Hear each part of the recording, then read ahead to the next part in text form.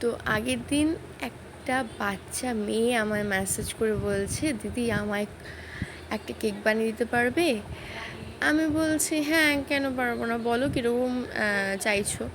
বলছে না মানে আমি তো নিজে নেব না, তুমি হচ্ছে কেকটা রেডি করে আমি একটা নাম্বার দিয়ে দেবো, তুমি সেই নাম্বারে কল করে নেবে।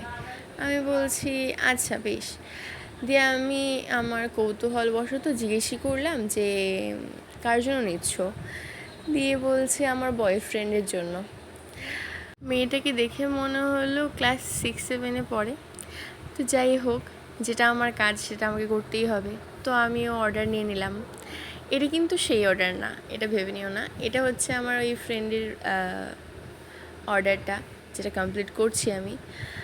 আর আমি এই কাহিনিটা, এই ঘটনাটা মাকে বললাম। মা বলছে হায় হায় রে, তোর তোর কপালে জুটলো না।